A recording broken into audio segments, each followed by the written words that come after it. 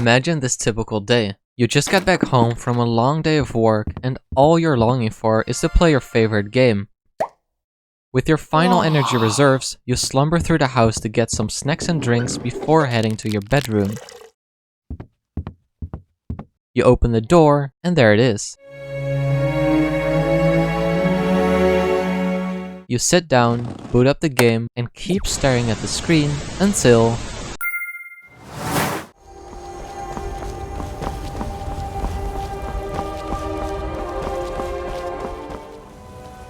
your consciousness is no longer in your room, but has now transcended into the game world, fully immersing yourself in the experience. But what exactly is immersion? Most people have a sense of what immersion is, but don't seem to know the whole picture. For instance, did you know there are multiple types of immersion, and that even a game like CSGO is immersive? Which is why in this video, the first of a series of videos about immersion, we'll dive specifically into the theory of it. Then by watching this video, you will get a better understanding of what immersion is and which games use which types of immersion. Hope you enjoy. Now please, if anyone enjoys this video, like and subscribe as it would really help me out. Thanks. Alright, so the first logical thing to do when you don't know something is to simply Google it, which gave me this result.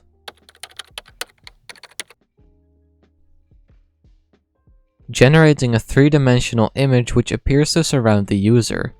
Like this?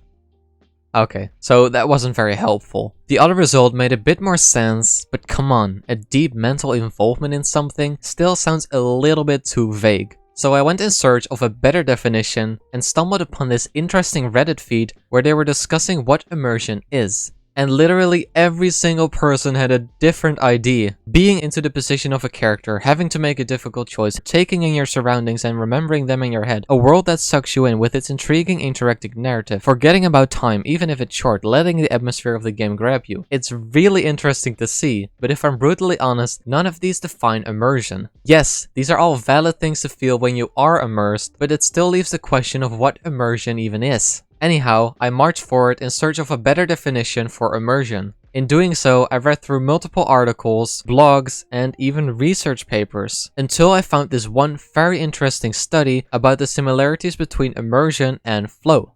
As it suggests, both immersion and flow show very similar traits in the way that you tend to lose track of time and tend to forget what happens around you in the real world. And although that is true, the model represented by them raised some questions in me. For instance, why are challenge and skill the only things considered in this scale, and does this mean immersion is part of flow?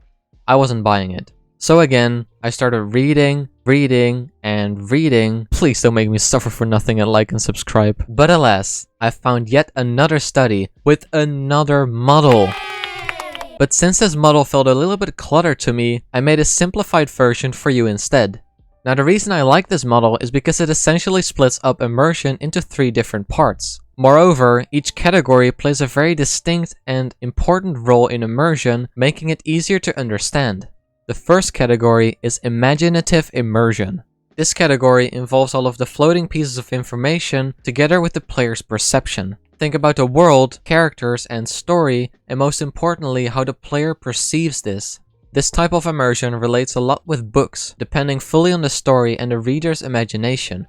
Next up is sensory immersion.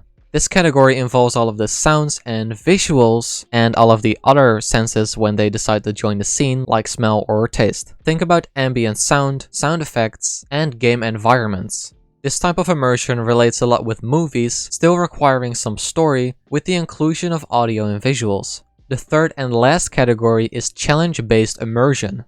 This category involves a satisfying balance between challenge and skill, kind of like a flow state. Think about in-game challenges or quests where either mental or physical skills are needed. This type of immersion, of course, relates best with games, introducing challenges and quests for the players to achieve while still requiring sounds and visuals and most likely a story. Hey, sorry to interrupt, but I was wondering what kind of games immersed you the most and because of which category of immersion that was. Tell me in the comments down below as I'd love to hear your thoughts. Now, if we take a step back, you can actually see that there's some overlap between these different areas of immersion. For example, you could hear a sound cue that would indicate a certain challenge.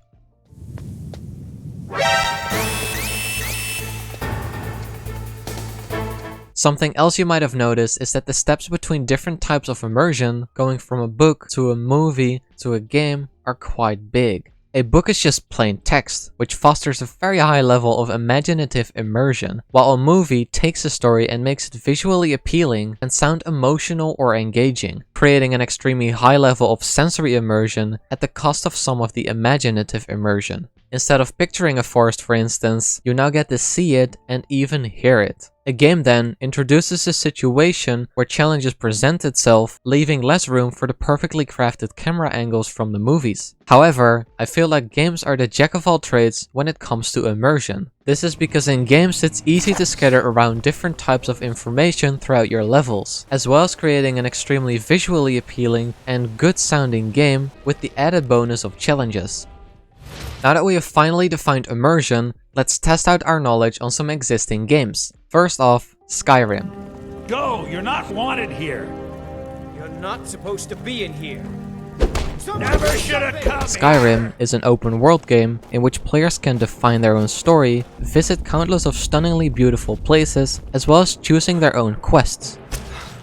In that regard, an open world game like this draws from each type of immersion, thus making it score high in terms of immersion. Now a more controversial example, CSGO.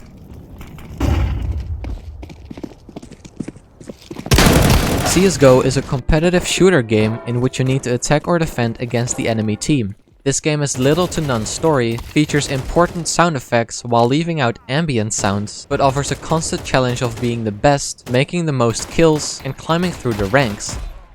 A competitive shooter game like CSGO draws nearly nothing from the imaginative area, a big part of the sensory area, and most of their immersion comes from the challenges they face. As a final example, I'll take Amnesia: A Dark Descent. This linear psychological horror game has a vivid story that is told through many audio segments, great attention to ambience and sound effects with visuals, but offers less of a challenge in comparison to other games. This Amnesia game therefore utilizes the first two types of immersion the most, while using less of the challenge-based immersion. Alright, so I hope all that wasn't too diddly deadly for you. We kicked the video off with the question, what is immersion? By looking at it from several different perspectives, we have been able to find and identify an effective model in defining and determining different areas of immersion. We then looked at several different examples of how publicly known games would fit into the model, which showed just how easy it was to apply. If I now had to put immersion into some fancy words, I would describe it as a mental construct based on 3 different categories that can be drawn from to elicit an alternate state of being inside oneself. So, as I've said at the beginning of this video is part of a series of videos about immersion in games. Now that you have watched this video, you have a much better understanding of immersion, which is why I recommend checking out the future videos that cover each individual area of immersion in much greater detail, as well as providing you with lots of directly applicable advice. Now if the videos aren't there yet, you know what to do.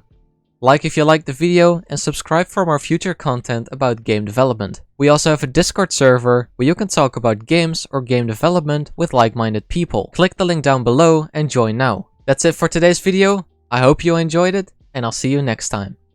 Bye bye.